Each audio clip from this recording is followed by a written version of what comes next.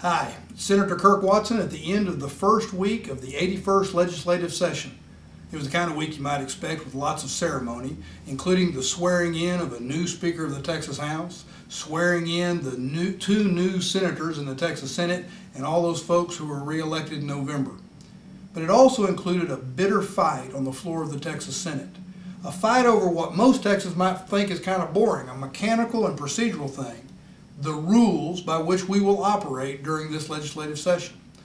Traditionally, the Texas legislature, the Texas Senate, has operated under a set of rules that doesn't create any special class of bills. And it operates under a rule called the 2/3 rule. That rule basically says that before a bill can be brought up and voted on, 2/3 of the members have to agree to its being brought to the floor. That's the kind of rule that really fosters a lot of civility, a willingness to cooperate, and it really creates a spirit of bipartisanship.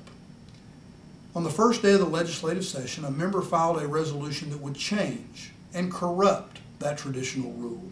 And what it did is it created a special class of bills, a special class that didn't include what you might expect. It didn't include a special class related to children's health insurance. It didn't include those bills that might stop the skyrocketing tuition costs. It didn't include anything about insurance reform or regulation to stop predatory insurance companies. Nothing about protecting you from skyrocketing utility bills.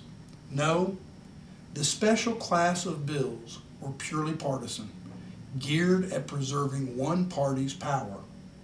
You know, Texans have a right to ask why their state government is failing them. Why are they really reading about corruption at the Texas Youth Commission?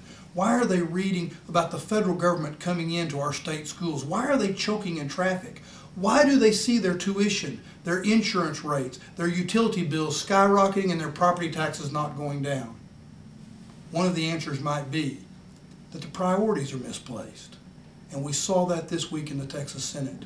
The priorities, too often, are about just maintaining raw political power and not protecting Texans. I was disappointed. But my hope is that we're going to get back on track and we'll start focusing on those things that Texans need us to focus on. Next week we're off because some of us are going to Washington, D.C. to see the new president inaugurated. I'll report back to you next Friday.